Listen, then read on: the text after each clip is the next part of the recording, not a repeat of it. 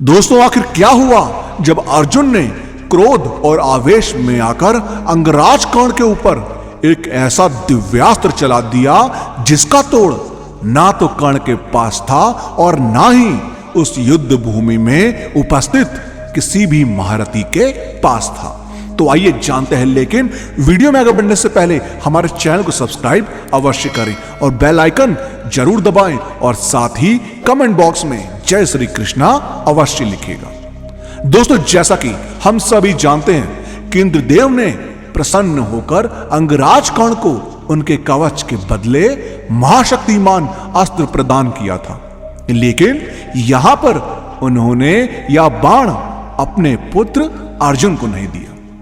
लेकिन आखिर क्यों उन्होंने यह शक्ति महाअस्त्र को अपने पुत्र अर्जुन से छुपाया? तो दोस्तों अर्जुन के बारे में शास्त्रों में यह वर्णित मिलता है कि उन्हें वरुण देव, वायुदेव, यमदेव, कुबेर देव इत्यादि देवताओं का अस्त्र भी उन्हें प्राप्त था, जिसके साथ साथ कामदेव और गंधर्वों के सारे दिव्यास्त्रों का उन्हें ज्ञान था और राक्षसी और मायावी विद्याओं का उन्हें संपूर्ण ज्ञान था। अब यहां पर आप अंदाजा लगा सकते हैं कि उन्होंने कितनी सारी सिद्धियों और महादिव्यास्त्रों के साथ महाभारत युद्ध में भाग लिया था, लेकिन उनके धर्मपिता इंद्रदेव ने उनको वो शक्ति अस्त्र प्रदान नहीं किया जो उन्होंने अंगराज कर्ण को प्रदान किया था।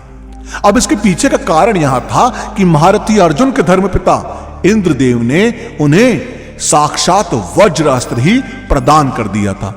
अब अगर उन्होंने जब खुद को वज्र ही उन्हें प्रदान कर दिया तब वह शक्ति बाण अस्त्र का क्या महत्व? अब इसे आप एक और उदाहरण के साथ समझ सकते हैं कि अगर स्वयं भोलेनाथ शंकर भगवान किसी पर प्रसन्न होकर अपना त्रिशूल ही अस्त्र के रूप में किसी को प्रदान कर दे, तब उन्हें अपना पाशुपतास्त्र देने की क्या आवश्यकता, क्योंकि उनके त्रिशूल से ही पाशुपतास्त्र का निर्माण हुआ है। तो इस प्रकार आप यह समझ सकते हैं कि देवराज इंद्र ने अर्जुन को अपना शक्ति बाण क्यों नहीं दिया, क्योंकि उन्होंने स्वयं वज्रास्त्र ही उन्हें प्रदान कर दिया था।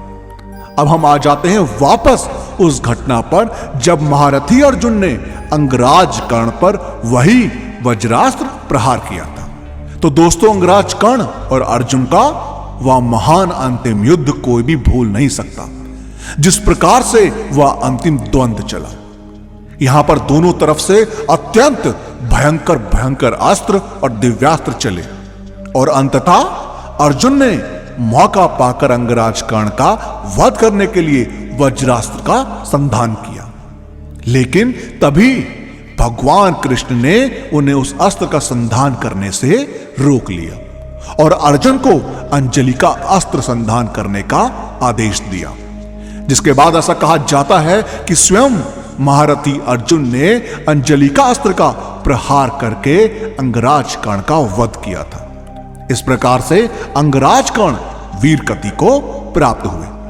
दोस्तों आपका इस बारे में क्या कहना है, हमें कमेंट के माध्यम से जरूर बताएं और इस वीडियो का पार्ट 2 चाहिए हो तो कमेंट्स में पार्ट 2 जरूर लिखें और वीडियो पसंद आई हो तो लाइक और शेयर करना मत भूलिएगा। हम आपको मिलते हैं अगली वीडियो में।